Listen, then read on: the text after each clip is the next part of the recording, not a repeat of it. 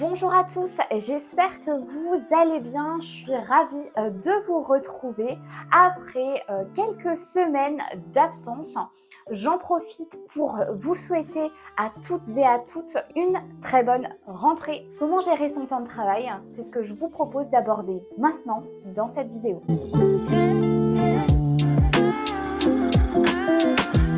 Je m'appelle Laura, je suis coach professionnel et j'interviens dans les entreprises qui sont soucieuses du développement individuel et collectif de leurs collaborateurs. La rentrée, ça a toujours été pour moi une période idéale.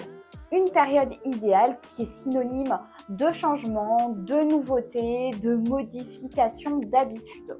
Bref, de nouvelles bases. C'est un peu mon mois de janvier à moi, j'ai envie de dire.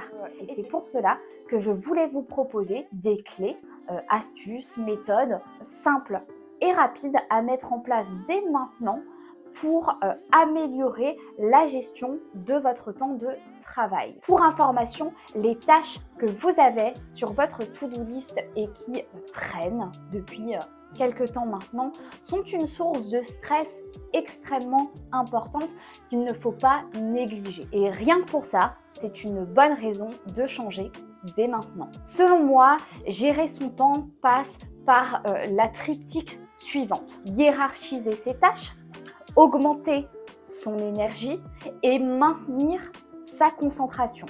Pour y arriver, voici 6 clés que j'ai pu tester et qui fonctionnent pour moi. Je vous partagerai, après ces 6 clés-là, un point essentiel dont on parle moins et qui pour moi est le plus important. Première clé, la méthode Pomodoro. L'énergie est primordiale. La productivité n'est pas une question de temps, mais une question de concentration et d'énergie. Vous pouvez stimuler votre productivité grâce à la méthode Pomodoro. L'objectif de cette méthode, c'est de rester concentré sur une seule et même tâche. Vous réalisez un cycle de 25 minutes sur une même tâche, 5 minutes de pause, vous reprenez 4 fois ce même cycle et au bout de la 4e fois, vous faites une pause de 30 minutes. Voici un schéma qui permet d'illustrer la méthode Pomodoro. Deuxième clé, attaquez-vous à des petites tâches. En début de journée, réalisez des tâches courtes, de moins de 5 minutes et arrêtez de revenir sur la même tâche. Pour cela, je vous préconise de déterminer pour l'ensemble de vos tâches que vous devez faire le temps que vous estimez à chacune de leurs réalisations. Troisième clé, identifiez la tâche unique.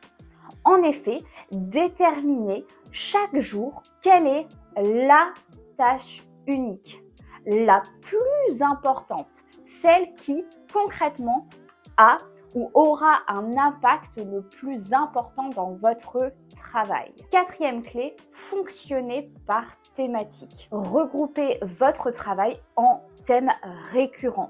Par exemple, le lundi, reporting, le mardi, l'équipe, le mercredi, la planification, le jeudi, journée libre de réflexion, par exemple. Cinquième clé, et celle-ci, je l'aime beaucoup, imaginez le futur.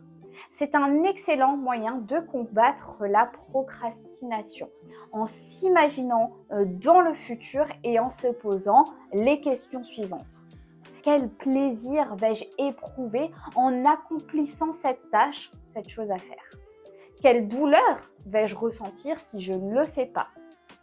Et ça me permet de faire un petit rappel du coup sur cette notion de plaisir-douleur au passage. Sixième et dernière clé, modélisez les comportements de vos collègues. Historiquement, nous apprenons en modélisant les comportements des autres, en prenant exemple sur quelqu'un d'autre.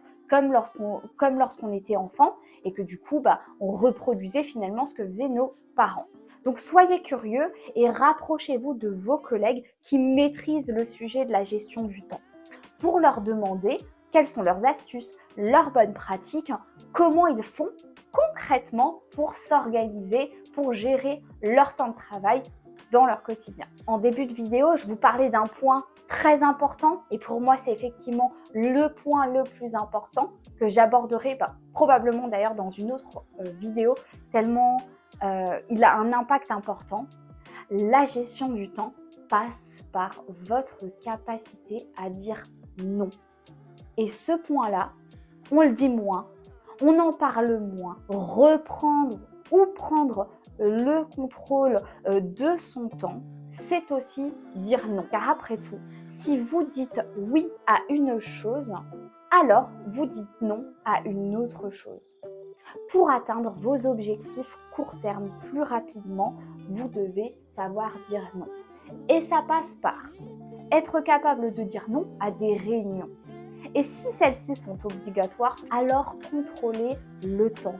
Contrôlez le timing des réunions pour conserver la main sur votre gestion du temps. Et donc ne pas laisser le pouvoir aux autres, à vos collègues notamment, de gérer votre emploi du temps. Je terminerai cette vidéo pour vous rappeler qu'il y aura toujours des choses à faire. Vous ne pouvez et vous ne pourrez pas tout faire. Vous faites déjà de votre mieux et vous êtes géniaux. Si cette courte vidéo vous a été utile, je vous invite à la liker, à la partager à vos amis, vos collègues, bref, tous ceux qui, dans votre entourage, auraient besoin d'entendre ces quelques clés.